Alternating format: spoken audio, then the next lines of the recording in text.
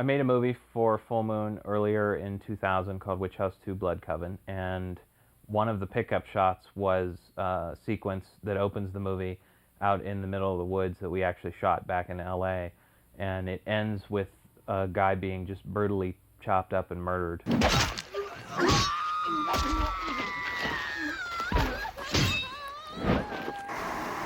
That guy was Danny Draven.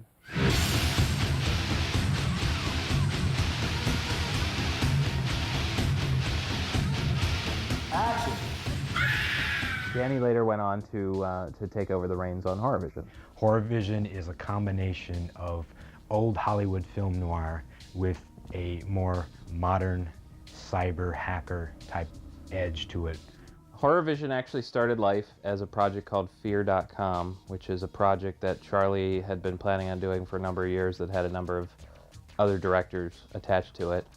And I was supposed to do The Mummy Reborn, and that project didn't happen, so then it became Fear.com. And I wanted to write a new script. They had an existing script for it when it was called Horrorvision.com. But I wanted to come up with something that was my own, so I had a friend named Scott Phillips who had written a movie called Drive that Steve Wang did. It was one of those real high energy, chop-socky kind of flicks. And he happened to be working for me at Full Moon in post-production at the time, so we started talking, and I said, hey, Charlie wants me to do this Fear.com thing, and I had some ideas and I threw them out to him. I wanted it to be kind of a cross between Videodrome and a movie that I had done years ago, Ozone.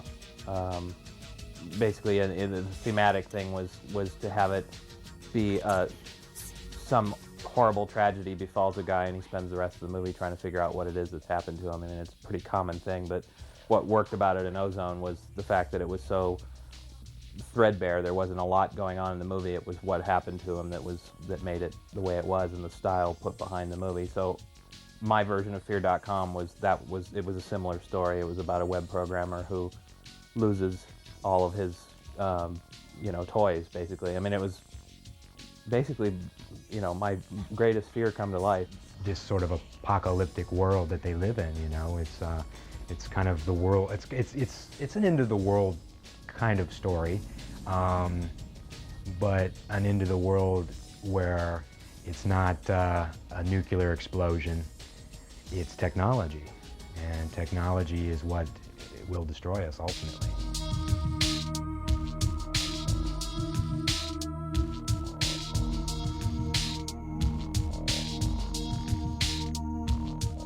When I decided not to direct Horrorvision, I was faced with sort of an awkward task, is to find somebody that could take it that I trusted to do it some justice, so that it would at least be some semblance of what I had intended. And that's not always an easy thing, having produced movies for other people. Generally, those were projects that I was not as creatively involved in their development. I mean, I might have steered the ship, but they were generally things that writers had given and they wanted to direct it. So that was always a different thing. With this, it was actually something that I had developed, had always intended on making, really liked the script, and now was faced with just total exhaustion from doing Witch House 2 and deciding, okay, I have to give this to somebody else. Danny Draven was somebody that I had met through my old friend. One day I was upstairs hanging out at JR's, and I was sitting downstairs reading Fangoria, and JR comes downstairs, and Ariana was sitting next to me, and she's like, well, she was on her laptop. She's like, oh, you're going to be excited when JR tells you what he's going to tell you. And I was like, well, what's he going to tell me? I think I said something like, either said things are going to get a lot better or a lot worse. I can't remember what I said. And he looked at me like, okay, what is that? All JR came downstairs. He's like, Dan, I'd like to talk to you for a second. And I was like, oh, okay, well, what's going on? He's like, so how would you like to direct Horrorvision? Okay. Originally, he never didn't have a function. He was just a guy that was going to help us make this movie, and I had given him the script, and he really, really liked it. I mean, I think he saw this movie better than I saw this movie, and he is like a complete techno head. So it kind of, I think the final piece of the puzzle was Dan had given me a short film that he had done called The Worm Family.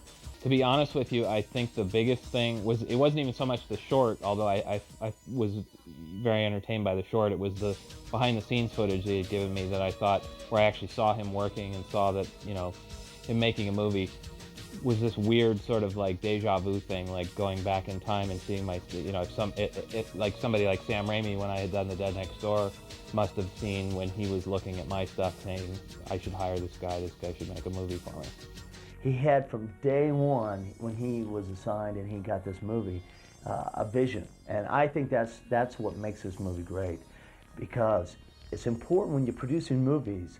My theory is, don't fight the director, do what he wants, put it up on the screen.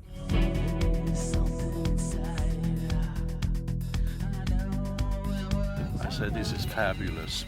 When Charlie and I discussed the series of movies, certainly one of the big things that would set even these lower budget movies apart from stuff that I had done earlier was a professional director of photography. I mean, that is the person that makes your movie look the way it's going to look. So Charlie has had a long-standing relationship with Mac Ahlberg, and Mac goes back to, you know, Parasite with Charlie, I think was their first movie, and had done Reanimator, and, you know, he did Innocent Blood for John Landis, he did, you know, Striking Distance, he's done a ton of movies.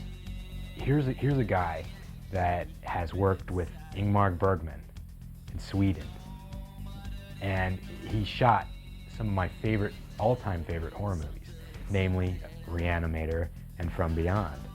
You know, when Charlie threw out the suggestion, was like, is Mac going to want to do this? Isn't this too small for Mac? But no, Mac was completely up for it. Mac is one of those people that the less you give him, the happier he seems to be, because he will make something out of that. He will, you know, if you tell him, well, Mac, here's a camera, and we're not sure if we have a tripod today, but can you shoot anyways? I mean, he would probably, you know, go, well, I will do what I can for you, JR. You know, I'm rushing him along, you know, come on, get this, come on, we're in Burbank, and, you know, there's 20 cop cars around, so I'm sure he got really irritated with me. I mean, just great to work with, and you'd be surprised at how well he adapted to our low-budget filmmaking. God, I swear that this was a baby that came out sideways in terms of the casting, this movie, and I don't know why. We had plenty of good people read for us, but for some reason it was just very tough to pin the people down. The easiest one, after we knew Ariana wasn't going to play Dazzy, was Maggie Rose Fleck as Dazzy. She was certainly the best actress that read for us. Honestly, I was reading while I was in the tub, and I had the candlelight going, and I actually started to get scared. And I thought, is this the reaction I'm supposed to be getting? You know, because there are these creatures that I really have no idea what they're going to look like in the end. I don't know if Dazzy knows about synth. So she may have seen me from the monitor. I'm not exactly sure how the technology works, if she could interact. But I mean, if it could, I think her eyes, watch her eyes, because they kind of dart, you know, over Daz's shoulder, and that's where I am. So she was looking at me. I think for a while, poor Maggie thought she wasn't going to have any other cast to act with, because for a while it certainly seemed like there wasn't going to be. And in particular, the part of Dez was like a on and off again thing. We went through at least 2 different people, and the original guy who was our choice, which was Jake, wound up not, you know, working out for whatever reasons, and it was a total misunderstanding on my part and on his part. We, you know, thought he wasn't going to be willing to work under the parameters that we were doing these movies and the lower budgets that came with them, and it turns out he really wanted to do it very badly, and we had moved on to somebody else who didn't really work out, and then I came back to him and said, well, guess what, this rarely happens in the film business, but you got another shot at this, and we want you to do it. And he was, you know, a real trooper about the whole thing, and he certainly didn't have to be, because we put him through, you know, the usual hell that comes with no budget filmmaking. Well, we jumped right in. I mean, I found out like the day before that we were going to be shooting, and just jumping right in. We were going day to day, and we were getting the sides for the pages for the next day, and we're just going. It was the schedule was probably one of the toughest things, but it was also very exciting and very fun, and we just had a blast. So I'm really glad that we got him in the movie. And he was just a doll to work with. I never complained, went through hell and back. It was burning up in the desert and they're all wearing black, and he was just really good. And we had a lot of fun with our scene. And the really interesting thing about Jake is it was really weird for me at points because I'm a big Bruce Campbell fan from Evil Dead and, you know, Army of Darkness and all that stuff. And every now and then you'll be acting with him and you'll look over and it's like, that's really weird. It's like you're acting with somebody else, and he's got a really good sense of humor, like Bruce too. So it was kind of interesting.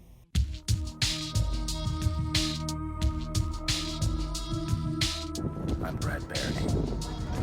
Tell your friends. James Black started with me in 1991 back in Akron, Ohio, or as we like to refer to it, Action, Ohio.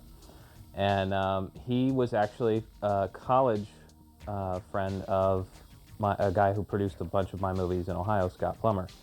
And Scott and James were the class clowns, which anybody that knows James Black, this is a stretch to think that James Black could be a class clown. Sure, he puts that cape on from Horror Vision every morning and walks around and tries to get some chicks on it or something. I know he still wears that cape around the house.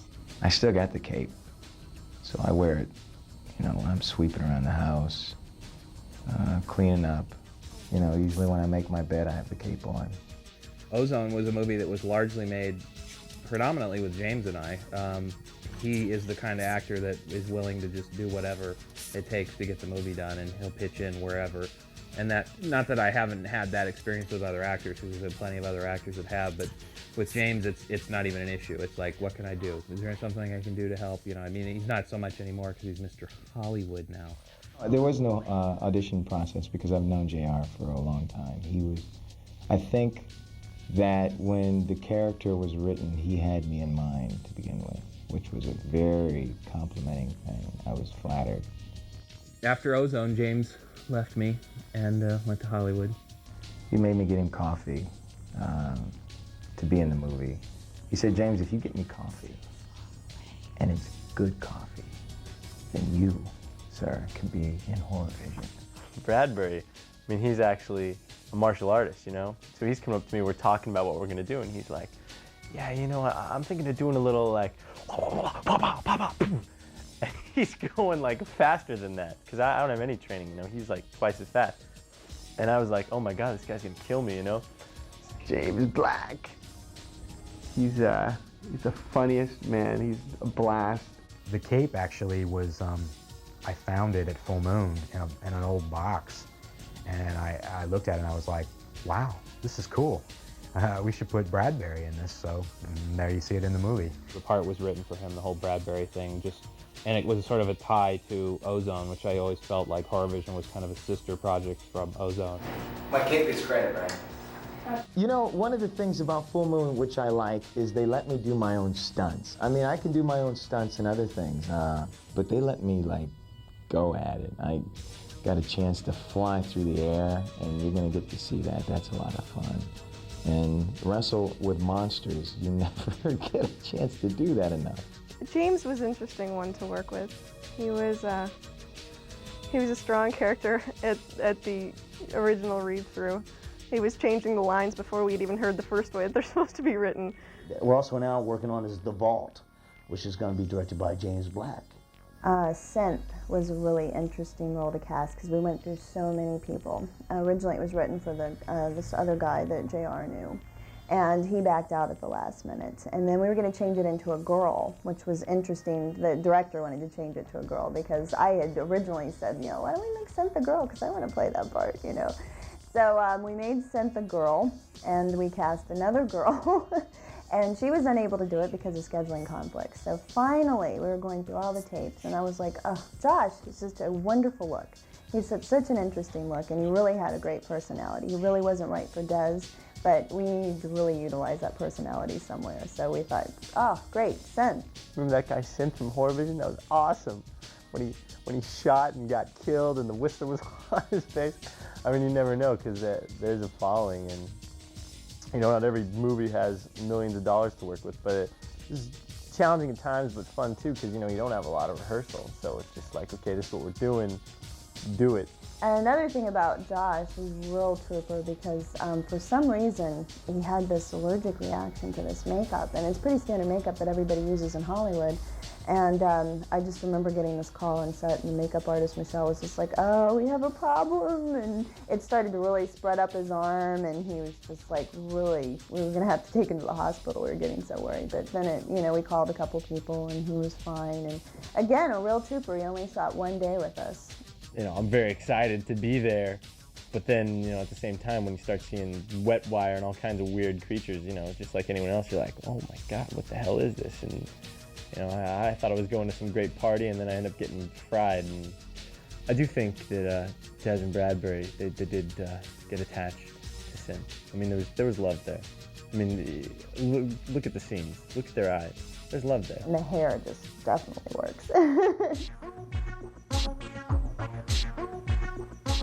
Ward Bolt, the photographer, is sort of a long story, but the short version of it is I had met a guy named Mike Rasso years ago, probably 10 years ago or more. Mike and I had kept in touch through the years, and he eventually decided he wanted to become a distributor and put out a bunch of movies, and he used my library of movies as sort of a guinea pig to get his label started, and then eventually built that up. And somehow, I'm not entirely certain, he had gotten a hold of a photographer in LA named Ward Bolt. I try to stay within myself and keep it simple, and look to the model to give me something, because it's both of us. And if I'm shooting a Brink Stevens or a Linnea Quigley, I have to be open to what they bring, and I just try to keep it that simple.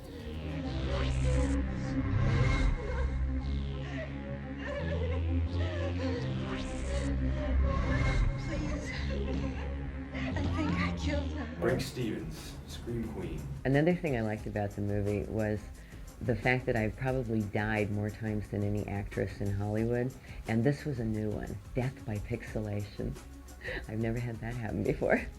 I mean, when I was growing up, I saw sorority babes on Slimeball Bullerama on like USA Up All Night, and I loved it. I don't know what it was about that movie. It was like Gilbert Gottfried hosting it or something. But it was just great. I loved it. I loved that little imp, even though it was the cheesiest looking thing in the world. It was just funny. It was hilarious. What you see behind me here is some of the original artwork, which was never used for sorority babes back when it was still titled The Imp. Probably nobody has ever seen this. And Horror Vision's director, Danny, found this in the dumpster at full moon. They were throwing it away. So I was really pleased when the director, Danny Draven, wanted me in the movie. JR asked me about Horror Vision, and I thought it was a great script. I said, absolutely. It's the first time we got to really work together on a film. Well, then JR calls me up to offer me the part in Horror Vision and says that I die on page 10. Well, it's getting worse. Next month I shoot a movie where I die on page 3. This is a trend that has to stop soon. Brink has this great scream, you know, we got that great ah, because she's such a pro. Even death scenes do require some acting. For example, I'm supposed to be facing computer monitors and seeing something horrific on the screen when actually it's just a white bounce board with a light in front of it to light my face. And then there's 2 guys on either side of me and 1 person behind me that are cable wranglers. And then we've got these weird long plastic tubes and things, and they're shaking them. And the noise, for one thing, is frightening enough, but they shake them up over behind me and around me and start choking me with it. My hair is getting tangled in the cables and being pulled out and everything, and I'm trying to scream and pretend I'm being strangled. So that was really cool. It was fun to do.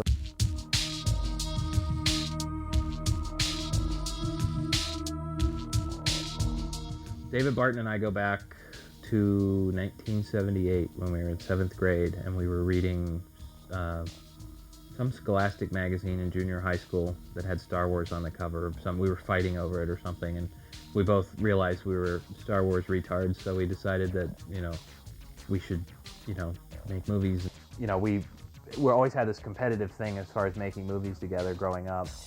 Eventually he decided to go into makeup effects. I decided to stay making movies. His first real break at that was The Dead Next Door, where there was a big chunk of it that he did. He and I had kind of gone in different directions for a number of years, and then I think it was Ozone, actually, going back to this being a sister project of Horror Vision, that sort of, I called him out of the blue and said, I'm making this movie for ridiculously cheap and I need this, this, this, and this. And he goes, okay, well, I'll do it. You know, it was more of like a charity effort than anything else. In HorrorVision, you know, we have this ball, which is pretty much a Death Star model that's been painted, and we rolled it down the hall and add some sound effects and some noises, and that's your Whistler.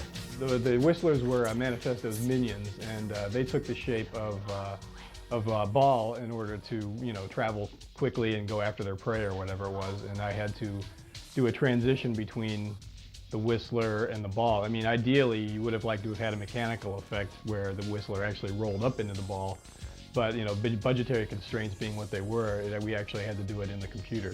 Wet Wire was actually a separate creature in the original HorrorVision script. There were actually 4 creatures. And the Wet Wire you see in the movie, his name was actually Barkafar. So it was between those 4, we had to cut one because of money. So we ended up taking Wet Wire name and replacing it with the Barkafar name, because Barkafar, to me, sounds like a Smurf. Dave Barton provided a large, it was like a waist apparatus, looked like a big wrestling belt that went around his waist, and below that I took out his legs, and so he was supposed to sort of look like he was attached to this big machine without any legs, and he sort of comes out, and I provided a light and, like I said, smoke below that, and I think the effect came off pretty well. It looks pretty convincing. And then of course we have Manifesto, the 8-foot creature in the desert, played by David Greathouse, who actually he played baby Oopsie Daisy in the Doll Man vs. Demonic Toys movie. What I did is I added some electrical effects on him to give it the effect that he's like, you know, he's going to start breaking apart, and added some sparks and stuff. And the big climax with him is at the end, he finally explodes into obliteration, and I just overlapped all kinds of explosions and stuff on him, and I even put like a big shockwave on it to give it like a really big effect of him exploding, and he explodes in this blue smoke, and I think that turned out pretty well.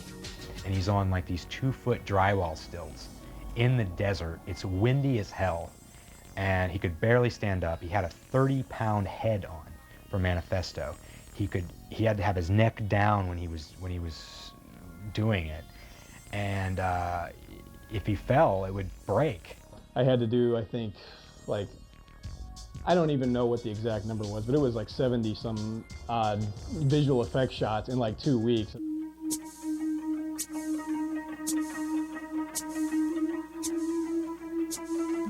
We had a great crew. Most of our crew was completely green, new to this. A lot of them weren't, but most of them were. And it was we really broke them in with our low-budget filmmaking. So they know what guerrilla filmmaking's like. The crew seems to be, getting along. This place is trashed. This is my personal apartment. There's makeup bags, computers, food, lights, stuff. I've already blown every fuse in the house. My guitar has been broken. Lots of stuff has been broken of mine, but, what are you gonna do? Making a movie. Spud, for whatever reason, always seems to have these just piece of shit cars laying around. And the first thing he said to me is, well, that car would be cool for the lead character in HorrorVision. So I him-hawed, and he buttered me up, and finally he talked me into letting him use that car for HorrorVision. Between Dan and I abused him and said, well, we're going to use your car, Spud. Is that cool? And he's like, what? Excuse me? No, you're not going to use my car. And eventually, we wound up using it. And he's like, well, James Black's not allowed to be on my car. I don't want him, I don't want him sitting on it. You're going to dent the hood. And, well, James Black's on top of the car. And I don't know about putting those car mounts on my car. And, well, there's a car mount on there. Certainly, HorrorVision was not an easy show by any stretch of the imagination. It was a show that was spread all over the city of Los Angeles, which is the most difficult city to shoot a movie in anywhere. I mean, you could probably go murder somebody in the middle of a main street in New York City and get away with it, but the minute you drag a camera onto a street in Los Angeles, you are busted. And there was these guys putting these like poles in the ground on this desert land. And we just put on one, hi, how you doing? We're gonna make a movie, can we shoot on your land? And the guy, I'm not even kidding, turns around and goes, sure. That's the desert you see in the movie. as guerrilla as our filmmaking team was on this movie, and it was a very small crew, we were able to accommodate a lot of that just by stealing shots and, you know, stealing locations. And, you know, there were some scenes that were staged right at Hollywood and Vine, right, you know, outside of where Full Moon's office is. And it was just became a matter of, you know, here's what you have to do: pull up, you get out, say the lines, and gone, you know, and get off the street in a you know, quickly before somebody sees you. I think directing Horror Vision was my 12-day film school.